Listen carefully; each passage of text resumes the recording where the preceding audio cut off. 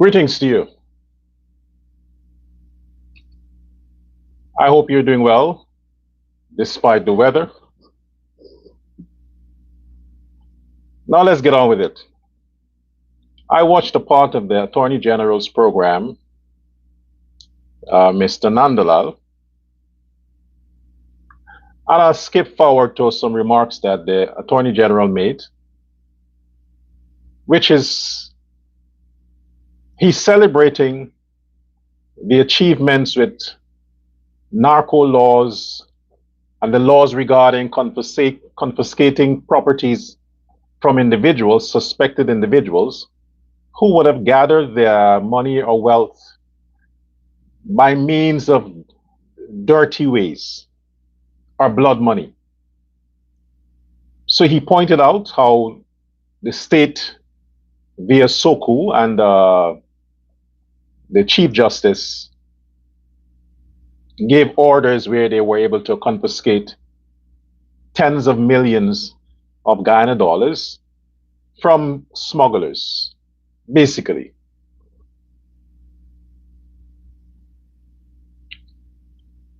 You see, my thing is, Mr. Attorney General, it's very good that you share these accomplishments. And one of the things that the Attorney General said is that these laws that is attached to narcotics and Soku and going after people who would have acquired their wealth via dirty means, these laws are always on the books.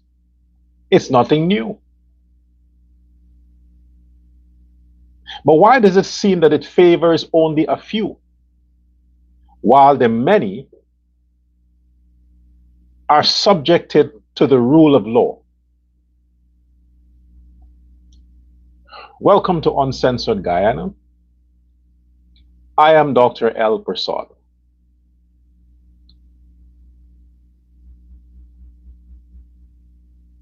Mr. Attorney General, as you have said also, that powerful people who may take advantage or think that they can take advantage of the justice system in Guyana always meet their day. That would be comforting to some, but the majority of the taxpayers' money, of the taxpayers whose money is invested in dealing with expensive elite lawyers and prosecutors to deal with a common criminal, a common extradition request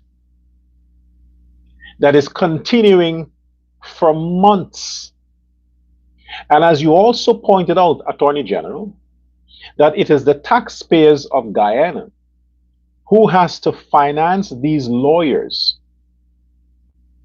put them up, pay them exorbitant prices that the Guyanese people did not negotiate. You, Attorney General, you hire these people.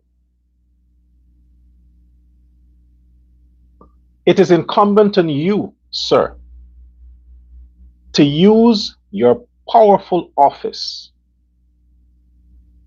and shut this down. Use your powerful office and shut this down, because you have acknowledged, you have heard the cries of the Guyanese people, how this thing is like a gold digging bitch sucking on the money of the taxpayers. Every day is a postponement. Every day is an excuse. Every day is an excuse. While other extradition requests or other extradition orders against Guyanese citizens were dealt with swiftly. In the eyes of the justice system of America, Azruddin Mohammed is nothing special. He is a suspected criminal. In the eyes of the justice system, if you break the law, you are a suspect. You're not a billionaire suspect or an opposition leader suspect or no, you are just a suspect. And when you are indicted, you're not indicted on the profile of your billionaire status. Azruddin Mohammed, in the eyes of the American justice system, is a Guyanese rogue businessman who abused the system, who took advantage of the system, who was corrupt, who is criminally oriented, whose hands is involved in, is tied to terrorism, money laundering, possible murder, conspiracy to commit murder, gold smuggling, gun smuggling, drug smuggling, you name it. This is why he was one of them at the top of the Americans list. Because he is no ordinary criminal. He and his father, they are mass criminal mastermind, which makes them way lower than the average pickpocket or burglar. They're way lower in status when it comes to the moral rating with crime. So, Mr. Attorney General, while, like I said before, in the eyes of the national justice system, the Mohammeds are nothing special. In the Guyana context,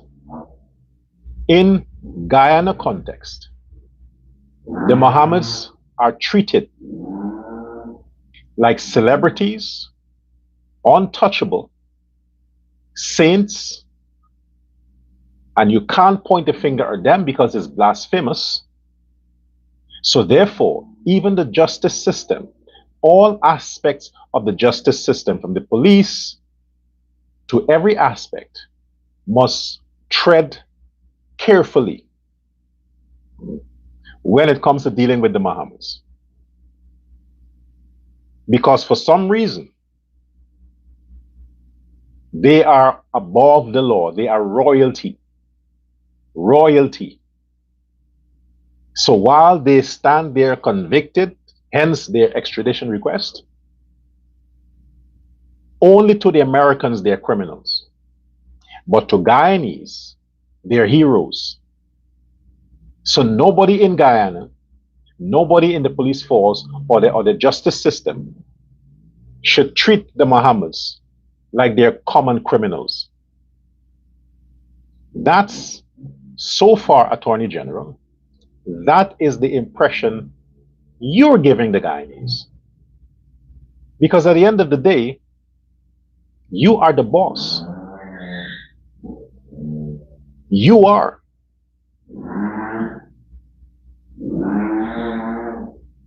You hired, in your opinion,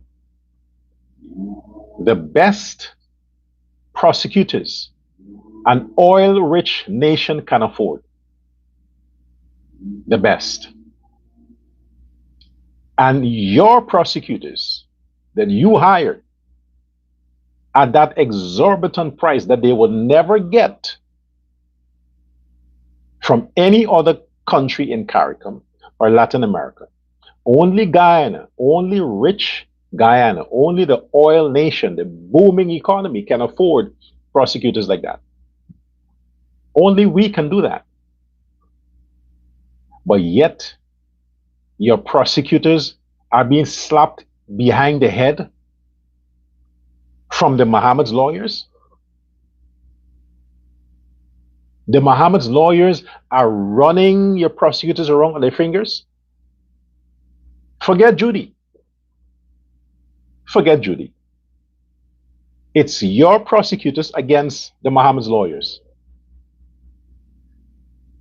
You're telling me the Mohammed's lawyers, a private individual, can afford to pay his lawyers much more than a country can pay special prosecutors? If that is the perception, Sir, Mr. Attorney General, if the perception is that the lawyers for the Mohammeds have secured much more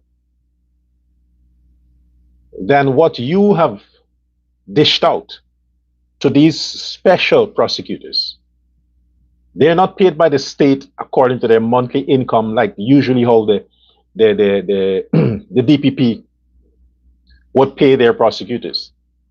These are special prosecutors. They come on contract. If that's the case, you understand why your prosecutors are not performing? Because they're looking at the other side. In their mind, they should be on that side. Because while the case must come to an end at some point, the Mohammed's lawyers are getting rich, but not your prosecutors. They left where they live to come to Guyana to fight a case against a multi-billionaire who happens to be the opposition leader. And their take-home pay can't match that of the lawyers for the billionaire. That's why they're not performing. That's why they're afraid to speak. I listened to both Hanuman and the Jamaican guy on the yesterday. They are being careful with their words, while the Mohammed's lawyers are just rambling and raging and talking and without editing. But your special prosecutors must be politically correct, withholding information, while the criminals' lawyers are taking advantage of propaganda, giving talking points to the pundits of the Mohammeds. This is why it seems like they are winning. It seems like they are winning because your people are afraid to speak.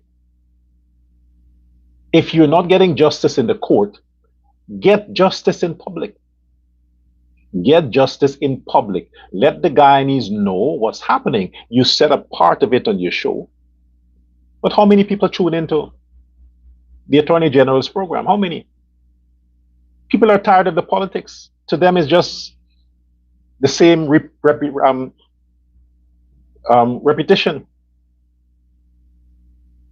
But they're tuning into the nonsense that's coming out of the Mohammed's lawyers.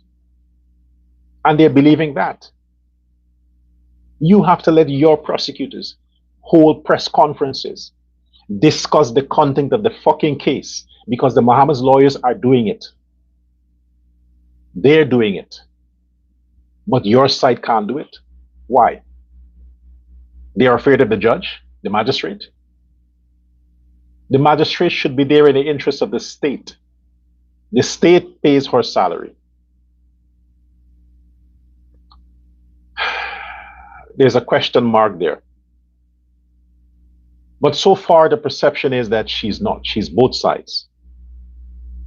She's by justice, by, half justice, half crime. It's my opinion. I have a right to my opinion, and I can say it wherever the fuck I choose to say it. This isn't the 100% justice. It's both sides. Whoever pays the most. But in this case, it's double salary. You get from the state with all the perks, and you get from the billionaire with much more perks. So giving us pockets and pockets and pockets and pockets, Attorney General, is not satisfying. It's not satisfying because we are seeing what is being played out in real time. The privileges that is handed down to the billionaire. Now we have to address him in his rightful office, not opposition leader, because no opposition leader gets that kind of favor. That's money talks. That's what you get. And Attorney General again,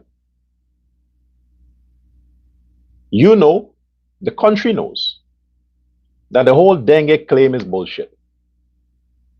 It's bull. It's poop.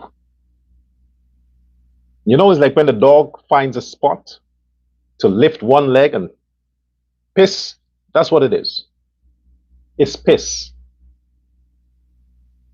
How do you expect the Guyanese people to trust the justice system when they see this? No prior warning. The case is called. Oh, the client can't come because he's sick with dengue. Is there a medical report? No. Okay. What if the prosecutors didn't insist that the doctor come to the court, and in the mind of the prosecutor, the doctor comes to the court to give witness under fucking oath? Since when, in a case of this magnitude, a criminal case of this magnitude that is deciding the extradition of two criminals, that everything is not being questioned under oath? You have the permanent secretary. The permanent secretary that the court has hijacked, hostaged for months on stupid questions. She had to have answered every question under fucking oath on issues that she has no knowledge of.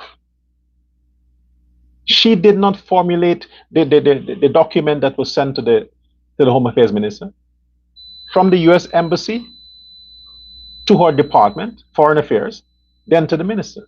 That woman that is hostage for months didn't write anything in those documents, but yet she had to testify as a witness to the prosecutor under fucking oath. And you have a doctor, a gynecologist to be precise, a gynecologist who has male patients, gynecologist who runs a bottom house clinic where poor women who can't afford to go to the big hospitals would find a way to get some cheap attention at an aging gynecologist, suddenly accommodates male clinics as well, male clients as well.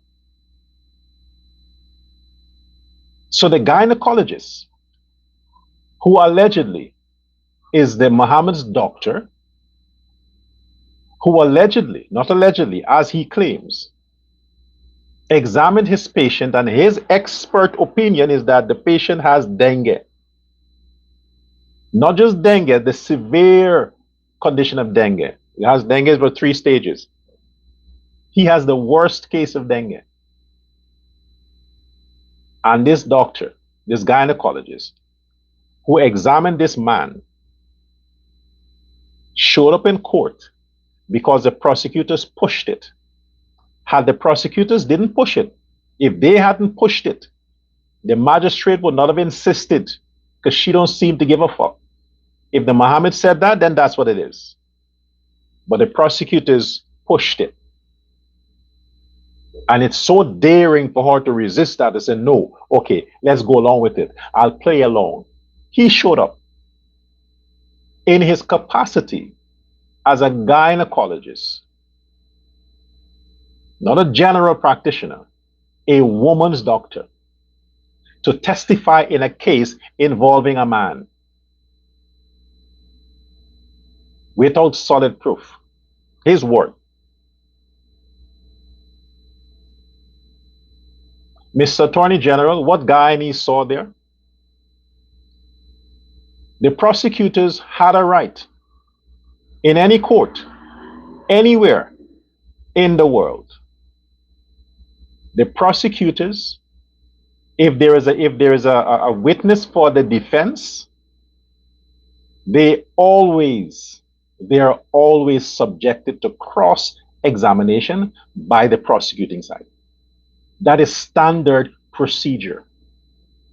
First, they have to take an oath that whatever they're saying it by virtue of taking an oath. You testify under oath. You don't come to the bench and whisper to the. As long as you stand up there, you take an oath. But not in Judy's court, not when it comes to the Mohammeds. The doctor showed up there because the prosecutors insisted. So Judge Judy just went along with it. Okay, you want him? Bring him. Okay, doc, tell them what you need to tell them. Yeah, he has dengue. Okay, that's it. You can go now. But we need to no cross-examination. No second opinion. You wanted prosecutor, we get a prosecutor. The man is busy, he has all the women to look at. Let him go. Power to the people. Girl power.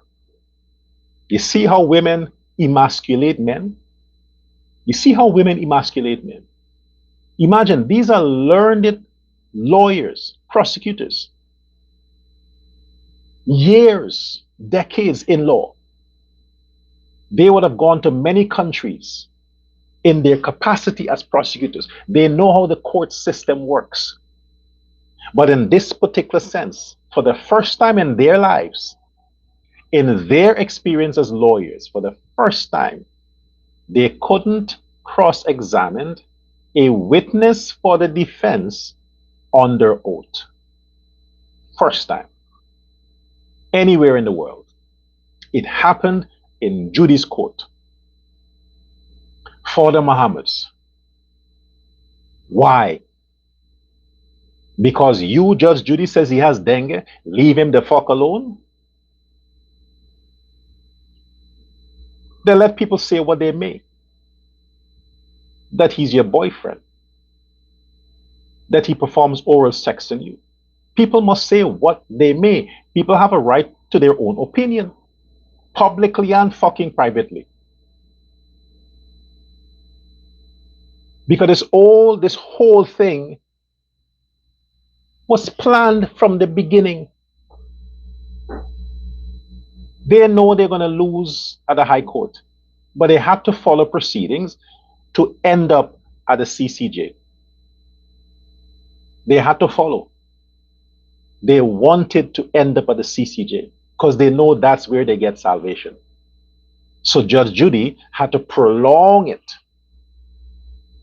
for as long as possible.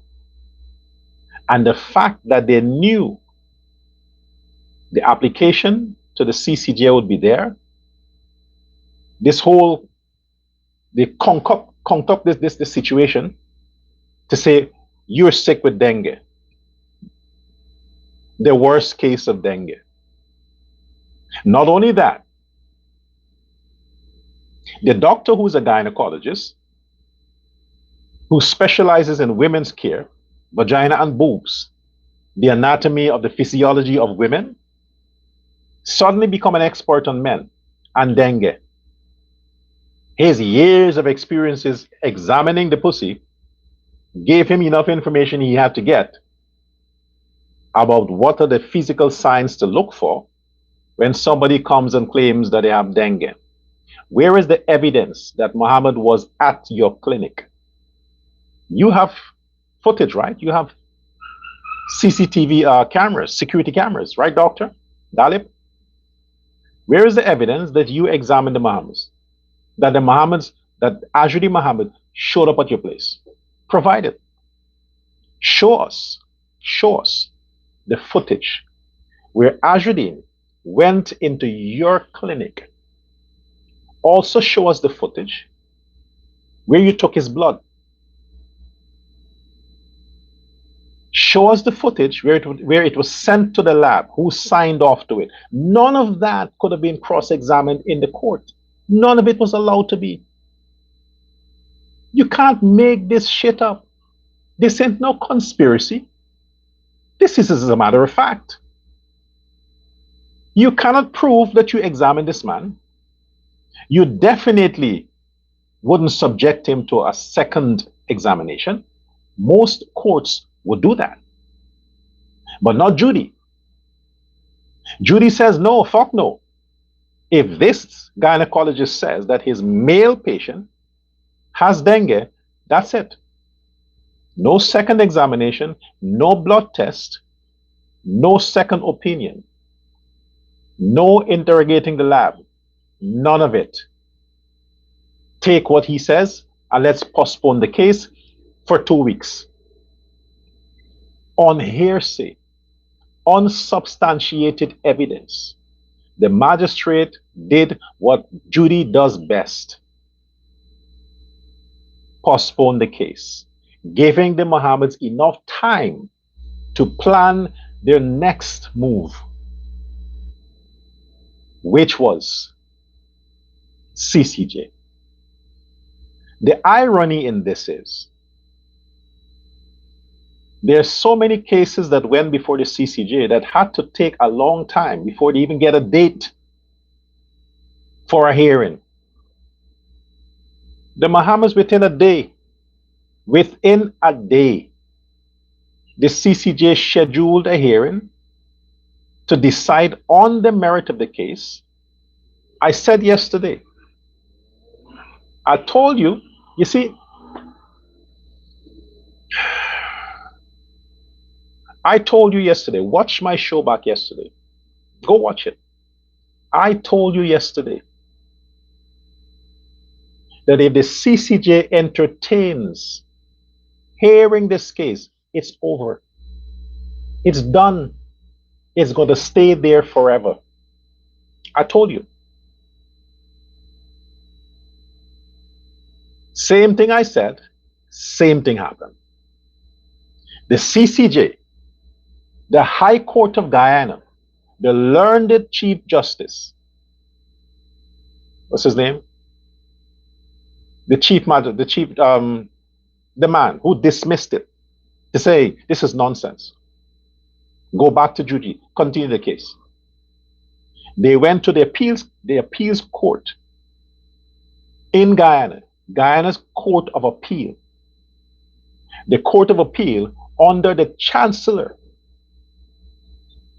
said, get rid of it.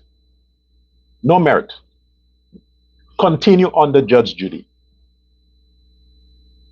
You are telling me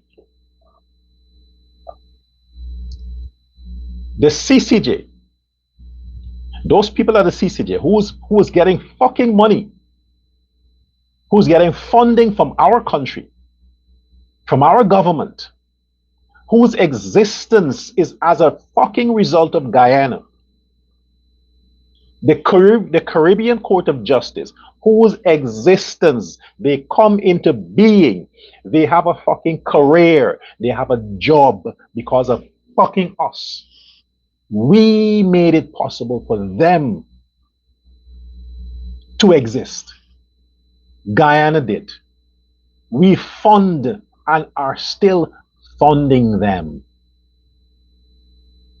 And they, for something as serious and detrimental to Guyana's future, financial future, as the extradition case of a criminal whose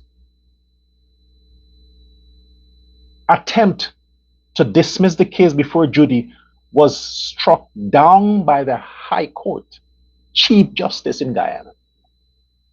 Subsequent to that, by the Appeal Court, Chancellor of Guyana. You, the CCJ, is going to entertain it? When our system refused to entertain it, you are going to slap us in the face and say that we are a bunch of numbskull, low-grade lawyers and judges, that you are the fucking superior when you exist because of us? You, CCJ, I told you about that nigger from Nigeria, the one that went and shook the hand of Azruddin Mohammed. I told you, don't trust them fucking niggas. I told you. I told you. They are going to entertain the case. not just entertain it, they scheduled a hearing on the 21st of April. The 21st of April, they scheduled a hearing of the appeal of the Mohammeds in the CCJ. What do you think happens in the meantime? What do you think happens? Judy postponed the case for the 7th of April because he has dengue. She wants you to leave him alone for 2 weeks. Good. She's the boss. Slap them men around. Now the CCJ tells the Guyana justice system, we are going to entertain this case on the 21st. In the meantime, Judy can't function on this matter, which means the Mohammeds are free to roam until the CCJ gives a ruling on the appeal. There is no trial in Guyana for the Mohammeds. None. So on the 7th of April, that Judy scheduled for the gimmick and the circus to continue, it wouldn't continue. She has to postpone that. There is no hearing in Guyana right now. As of today, no hearing in Guyana on the Mohammed's extradition case until the big boss, the CCJ, says. What happens now at the CCJ? What will happen now? Let me give my opinion, the way I see things going. On the 21st, they're going to entertain the file, the application. Okay. Why you're here? As if they don't know. Why you're here? Okay. Because we want to examine this thing that it's not good for the courts, you know. This is a whole fraud, and this thing is like, it's American racism and discrimination and jealousy for a Guyanese businessman who made it come from the bottom and now he's at the top, you know, get rich quick. That's it, thug life, 50 cents, Snoop Dogg, kind of yada, yada, yada. Okay. That's on the 21st. They wouldn't make a decision on the 21st. Of course not. They're going to listen. Then they have to schedule another hearing for the defense, meaning the government side, to argue. And the government would have to now give more evidence. Then the defendants, the Mohammeds, will have to refute that. You know, they have to challenge it, rebut it. Then they have to schedule another hearing. It will take possibly, mark my words here, 2 years at the CCJ. Possibly 2 years. It's going to stay there. 2 years. All the stunts they'll pull. The judges who will be looking at the case, maybe one might fall ill. The other one might be on leave. Some excuse while the case would not be able to go on. Remember, it's not being tried at the CCJ. It's just a committal hearing. It's not like they're going there to decide if he's guilty or innocent. The same shit that they challenged in the High Court to throw out the case before Judy, that's what they're going there for now. so that the CCJ would say, okay, this case cannot continue. That's what they're going there for. And my gut feeling in my head, I have this intuition that the Mohammeds are going to win in the CCJ. I have this feeling that they're going to win the case there. And when I say the case, what they were trying to achieve in Guyana, to let the whole thing squash, to restart, that it's a hoax, that the Americans didn't bring this up. This is just PPP. Irfan Ali trying to get rid of his opponent. They want the CCJ to point it out, to say, no, this is not, there's no merit here. This is a scam, this is a hoax. Conspiracy, political persecution. That might very well be achieved. The good green flag that the Mohammeds have secured is that the CCJ entertained it. The High Court in Guyana didn't entertain it. The appeals court didn't entertain it. The CCJ entertains it. The disrespect for our Guyanese justice system.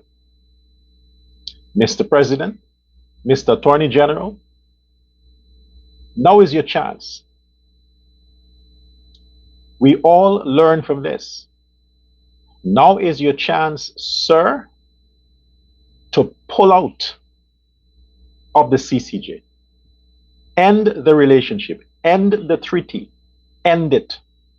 You wouldn't be the first. And you definitely wouldn't be the last. Look how many countries in CARICOM that is a signatory to the CCJ. Look how many. Look how many. Barbados, Trinidad, Guyana. Who's the other one?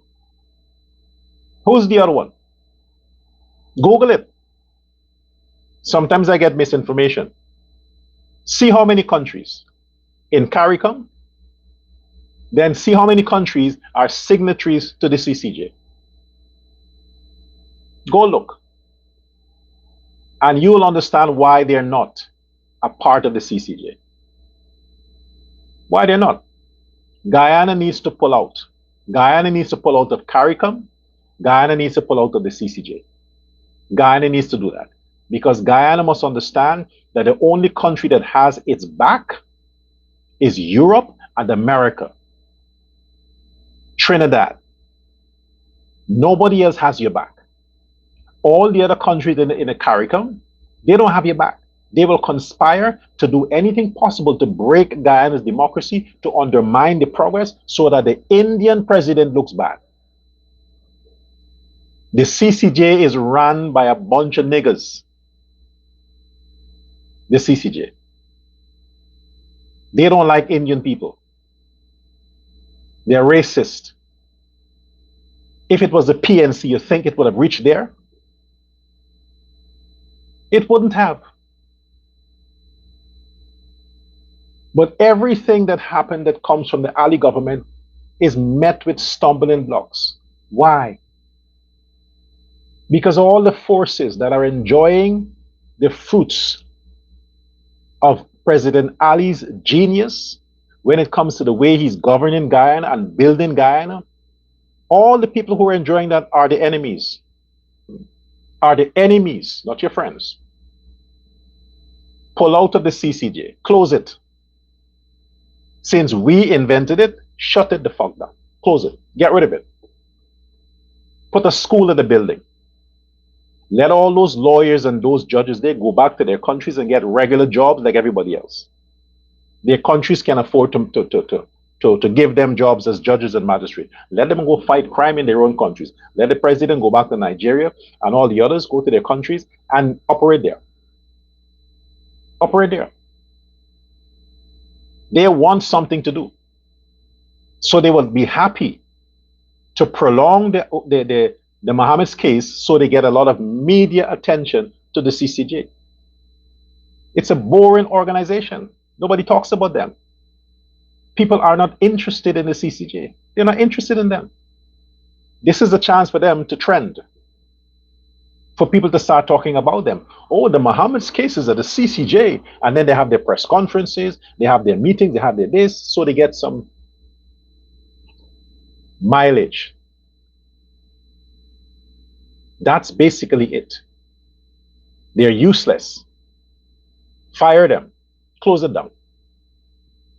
My recommendations. The thing I want to talk about here too. You had this case at Haslington on the East Coast, where this abuser, this woman abuser, was arrested by the police for domestic violence. Not against children, against his woman, wife, girl, I don't know, but against a female. He could have very well been a junkie with a heart problem. Very well. The woman maybe wanted to leave him because, you don't provide for her, he beats her up, whatever it is. So the police responded and they do what they have to do, protect women. Because we have all these data, all this information. When you have the Women's Month and all these things where you have the crime against women rises. So when the police get involved to really offer justice against women who become victims of men they don't want, society turns against the woman. And the same dengue fever man, before he declared he had dengue, was pushing protest at Haslington for a criminal who allegedly died of some, they still have to give the post up while in police custody, in the lockups. According to reports, it's not the first time he's locked up for domestic violence. But the Mohammeds that are bent, they are bent on spreading disinformation and sharing mischief and creating havoc. And all their followers need is just a reason to burn tires, to block the road, to loot. That's all they need. Mohammed's helped to give them a reason to do that.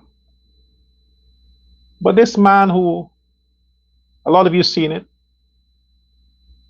who went in the lockup sick because he might be smoking too much. The police cells is not a clinic. They're there to enforce the law. They're there to protect the rights of citizens. So if they have to lock a potential murderer away from harming people, he gets in the lockup. When he's in the lockup, there are not nurses there. They're in a pharmacy or a drugstore or some doctor on standby. It's a lockup where bad people go. But if the person cries out for pain and the police get their medic and say, hey, no, take him to get an ambulance, they follow procedure. He went to the hospital, it's okay, he looks fine, discharge him. He happened to get took ill again, they rushed him back.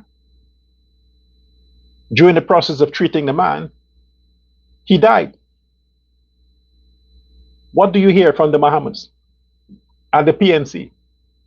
Oh, PPP police officers kill black man in prison.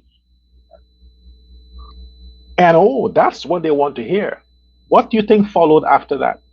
Protest, burning tires, blocking the roads that the PNC never built, the roads that the PPP built, the infrastructure that the PPP's government did build for them fucking lowlifes. Somebody that they never give a shit about, who beating up on his wife or his women, that they didn't go to the rescue of the woman, the police had to go to her rescue. Suddenly they care about that man who beat up on women and possibly wasn't providing for his family, smoking and drinking like the rest of them, had his own health issues. Now they care. Now they want justice. For who? The woman that reported him? The police didn't go and pick him up just like that. He was arrested because a woman went to the station, made report, showed the violence on her person that was done by that man. The police intervened and they had enough reasons to put him under arrest and lock him up, awaiting court date. He was going to go to court. And based on the evidence they would have gathered, the court would have remanded him to prison. Because the laws have become stricter against men who like to beat up on women. The man has a record. But look what they did instead. They get an opportunity, they found an opportunity to do what they do best. You have to look at these people's faces. They are so passionate about violence. They are so passionate about disturbing the peace. They are so passionate about it. The emotions, they walk and look at how they're arranging the tires on the road. They're taking their time and just breaking up, damaging. I mean, look at the interest and the time they spend to do that. Imagine if they spend that time getting a job, adding to the economy, obeying the law, staying in school, taking care of your neighborhood. Imagine if they invest that time doing that. What a wonderful neighborhood Haslington will be. But no, every neighborhood where you have predominantly black people is a danger to the rest of the country. A danger to the rest of the country.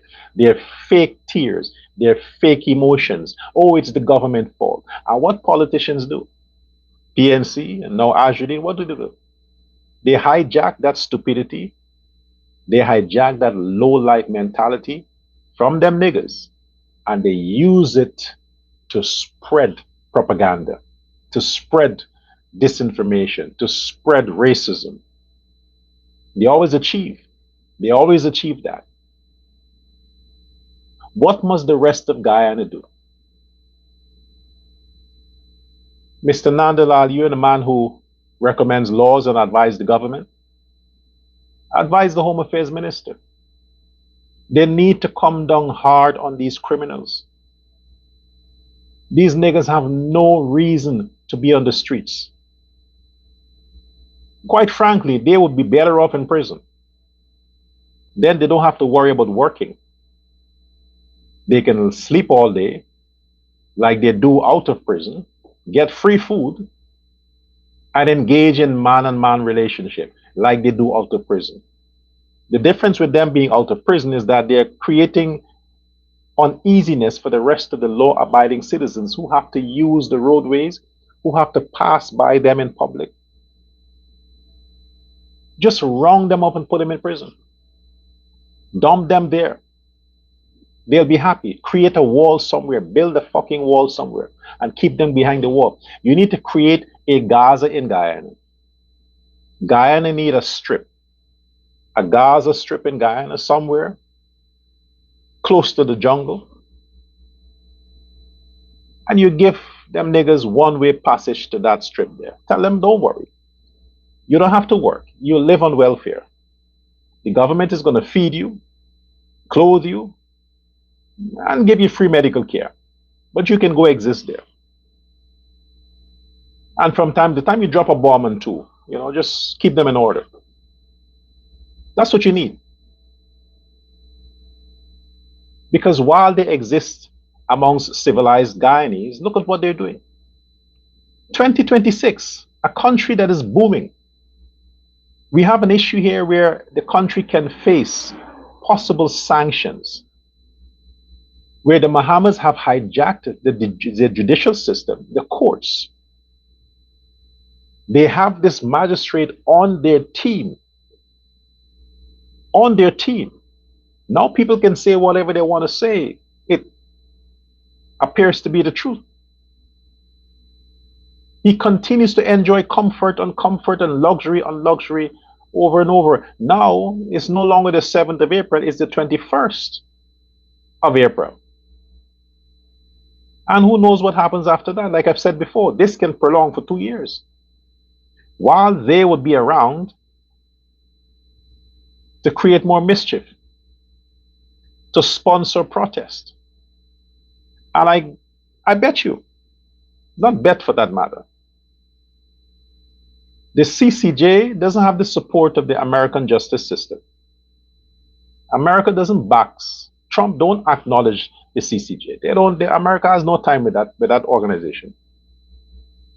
You know, they don't. I mean, America don't even give a fuck about the ICJ. You think they're going to be concerned about some CCJ that is run by a bunch of niggas? Of course not. The Americans aren't acknowledging that. So whatever the issue comes, whatever it comes down to from the CCJ, it will not affect the Americans' quest. The Americans want their guy. CCJ, Judy, or whoever, the Americans will get their guy. The last thing we want as Guyanese is for sanctions to come down on Guyana just because the justice system is fucking around with a criminal. I want to repeat my position. The CCJ is going to fuck this up for the whole country. They're going to do it. Just because whatever conspiracy, whoever is poking the fire, since they are above the Guyana legal system. Oh, you didn't know that? Any ruling from the CCJ shuts down any judgment in any court in Guyana. If the CCJ says the Mohammed's case cannot be continued before Judge Judy, that's it. It cannot. The Americans will have to go back to a drawing board, redo a next extradition request, send it back to Guyana, and they have to do it before another magistrate, and the Mohammeds can take the same step again, back to the CCJ. However you look at it, if the CCJ says it cannot be continued before Judge Judy, the committal, it has to be, it's fraud. It's over. You can't have a second extradition request. It's done. The next thing that happened, the next step for the Americans is to put the Mohammeds on Interpol. Interpol. But since they would not be leaving the country, Interpol, if they have any jurisdiction in Guyana, which I think they do, they have to put them on Interpol. When they put them on Interpol, then Guyanese police would have to arrest the Mohammeds, hand them over to Interpol. That's the only way they leave. They sent to arrest, and then the lawyers come in, go back to court. Oh well, it's Interpol these are wanted people. Interpol, yeah, but you have to examine why they're wanted. If it's a matter, no, we ain't going through that again. We're not going through that again. The only alternative after this is Interpol. And since the Mohammeds are not going to leave the country, Guyana would have to arrest them. The Guyanese police would have to arrest them and hand them over to Interpol. But if they leave the country, Interpol can nab them. Any country that has alliance with Interpol. But for us to know that, we might have to wait 2 years for the CCJ to come to a decision. Or if the CCJ wants to play gangster, and fuck with Guyana's future, they can make that decision on the 21st. On the 21st, they can very well say that they've examined the case, all the judges, and they examined the case and they have unanimously said, come to a conclusion that this is wrong. The whole extradition request is wrong. It should not be brought to the magistrate. Therefore, they grant a permanent stay in the extradition in the court of Guyana. In other words, it has to be cancelled, thrown out, forget it. The Mohammeds are freed within Guyana. They're free. That can happen on the 21st. They can say that. And if they decide that, remember, the CCJ is higher. So whatever judgment they make there, no court in Guyana can overturn that. It will take executive power of the president to tell the CCJ, go fuck yourself. And since we have a good president and he's not a dictator, he wouldn't do that, would he? He will say, well, it's the rule of law. After all, we sign on to the CCJ.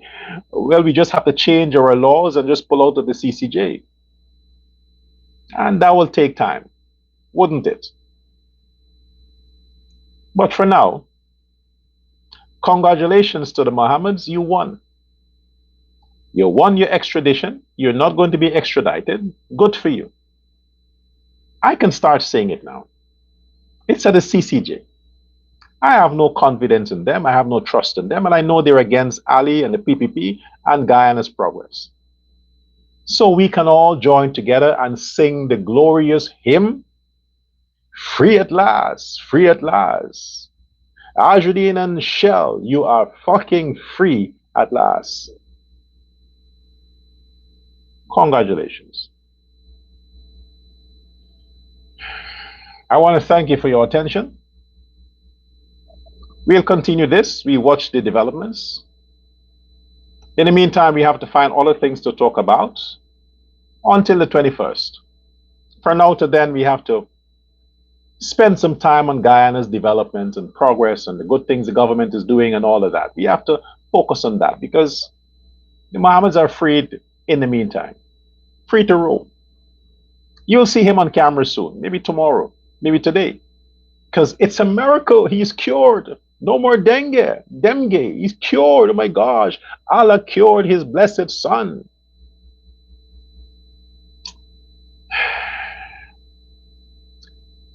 Goodbye now.